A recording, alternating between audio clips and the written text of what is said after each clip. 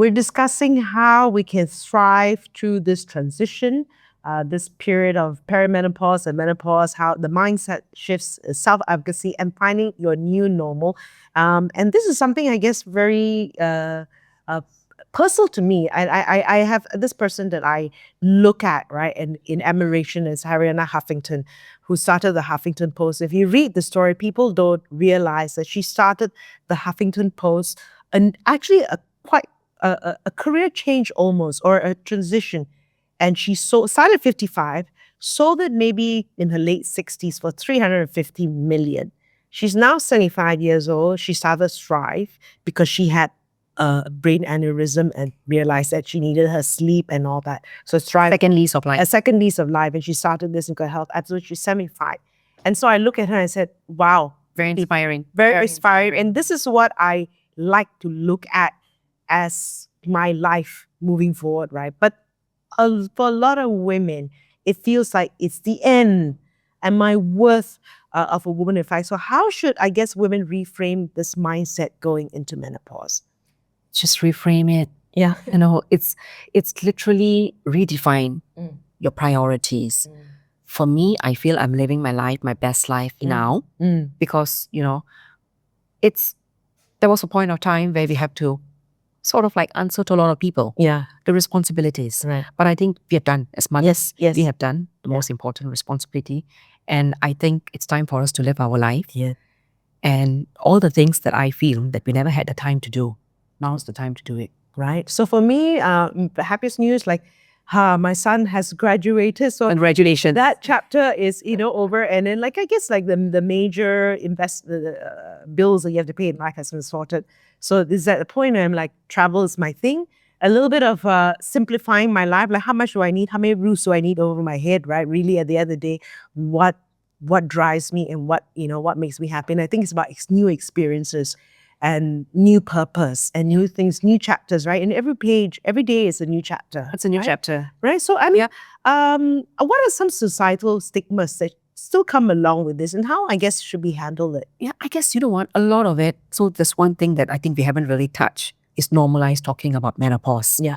Because it's such a taboo topic. Yeah. And you can break a taboo once we start talking about it. Not just personal, but even at workplace. Right. And even at workplace, I feel that, for women, women, most of them who are at the helm of their career, they're already in their perimenopause, menopause, right? So, and I think these are the women that really need support. So at their workplace, create some policies, whatever that helps. Yeah. Even as simple as flexible hours, yes, right? Or taking 10, 15 minutes, to yourself. You just want to take a walk or just rest or close your eyes or whatever. I think those small things takes a long way.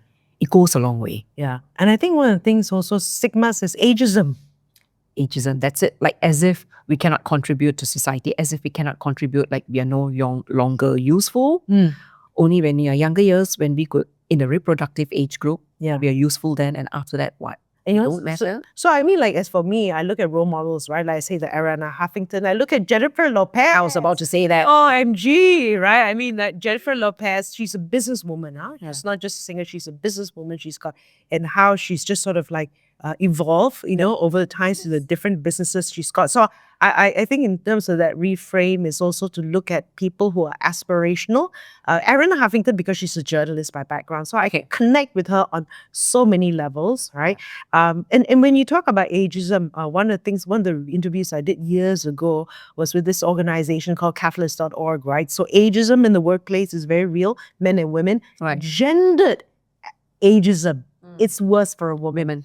Right? Okay. So be aware of it. So people like Pamela Anderson is giving me like, wow. And then like that, to go out without makeup, I'm like, whoa, I'm not ready for that yet. Yeah. But like that, like you don't expect a man to put on makeup. Yeah. And when a woman tried to break that mold, like, wow, I do get a lot of, I don't have that guts. Well, I think you're doing great. And, you look very natural to me when I look at you. You don't put too much of makeup on. So you're very natural. Right. So I guess, with ageism, look, I think women, as much as we feel that there is a certain loss, I think the loss comes from reproduction, right? But what do we gain? Wisdom. Hello? Yeah. Wisdom. right? And you know, like I think look at a new chapter, right? And maybe this is also when you talk about it. I've always looked at my life like, okay, 10 years from now, what's it going to look like? Yeah. Right? Just you know, that if you don't have a great big vision, but then what do I want to look like? You know, what are the countries I've visited? How is my Oh, by the way, you're counting, right? You're number one now. Yes, now I'm 45 countries, right? And the idea is next year I'll get all my continents done. But right, so it's new goals, right? Yeah. New things. So I think that's also important, having your community, building your friendships. Yes, that's true. It'll be a whole different, age group as well. And I think a lot of supporting this women, when you sit and you talk, you realize that you're not alone. Yeah. And you just feel so validated. Which brings up a very important thing that I was listening to this podcast again about, you know, the blue zones. These 7 areas in the world, from Okinawa to, I know how they live longer than the rest, right? And you can't say it's Mediterranean diet and Japanese diet is very different. So diet alone wasn't the only thing. So this guy said, and then this person said, you got to work on your quads because you got to this is the most important part, because you walk to see your friends. Because all these blue zones have communities and they work together as a, like they connect together as a community. Yes. Now, when you can't walk anymore, you can't go out, your quality of life gets really affected. Depression. Right? Yeah. So these are the things I'm thinking about. And that's why I'm building this right now, because it's a simple thing of wanting to see Sangeet. But then if I'm I cannot come and see you, Sangeet, that's going to affect my life, right? Correct. So, and there again, mental health, the minute you give up, yeah, then everything goes down here. Right. Similarly, just don't stop moving. Every sense of the way, right? Don't stop moving. Right? So, okay, how often should we be checking our health, whether it's the blood tests or scans, once we hit menopause? Generally, I feel, just do an annual checkup. Right. It's different when you have just embarked on hormone therapy. Then, of course, you need to monitor. It'll be more regular. It depends on your clinical symptoms. Right. Normally, we do it 3 months, 6 months. Once everything is okay, Yeah. all good, once a year. Right. But DEXA scan, as I mentioned earlier, start of menopause, you do one. Right. Then you do it every, after 2 years, every 2 yearly. Just to see. And ultrasound, you can do it every year.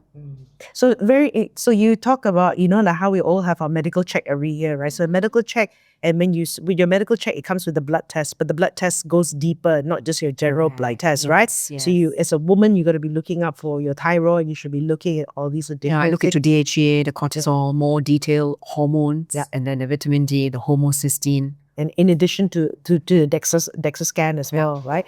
Can I mention about colonoscope? I think that's one thing we never discussed. And I think at least, because we're checking every part, but we have not really checked our gut. Yeah. Now, in the Western world, when you hit 45, you need to do at least one colonoscopy. Yeah. Okay. You could do your family history. Right. If there's history of colon cancer, colorectal cancer, then you need to do. But otherwise, just do one at 50 and you're done. Okay. And your gastro, he will tell you, you don't need to do for the next 10 years. Or maybe, you know what, you've got an ulcer, you've got this, that, maybe we need to do in 5 years or maybe 2 years. It depends. Check all your orifices. Well said. Right? So these are, sometimes you hear this, right? And, how should we, to me, let's celebrate this new lease of life, right? What are some tips and ideas? Mine is my holiday. Oh, same here. I did my Eat, Pray, Love. Okay. In Istanbul. So that's my way of celebrating, myself. Right. Menopause. Yeah. And whatever, throw a party, go on holidays. Yes. Do things that makes you happy. Massages every now and then. Yes. Yeah. So whatever. And you know what? Women, another thing, don't feel guilty about it. That's our problem as well, right? We always like to feel guilt. That's a very Asian thing. It's a very Asian thing. I have this one. I think I managed to overcome. I don't feel guilty about loving myself. Not anymore. No, at this point of life, because I think we have done a lot for others, for ourselves. Yes. And it's time for us to live our lives. Yeah. This guilt tripping is very common. Yeah. Society, family, everything. Guilt trip. Yeah. Okay. Doesn't work for me. Again, you can't guilt trip me if I done my part. But really, I think this is the really important thing, to learn to celebrate life. Make sure you do all the underlying work required. Dr. Sangeet, you talked about everything. internally. So until you know what's happening here, then this will also affect you here, and then with that, you know that you're best prepared. We don't need unwanted surprises, right? And as much as possible, life happens anyway. Yes. Right? But as much as possible, be prepared. Be prepared. Right? Take control of your life. Take control. And you know what? Like, what was it that life happens life happens when you're busy planning anyway. I can't remember the term, right? John Leonard said it. So as much as possible, do what is within your control. And then, of course, let God take care of the rest. Yep. All right. Thank you. Thank you. Thank you. It's been fun. It's been fun, really fun.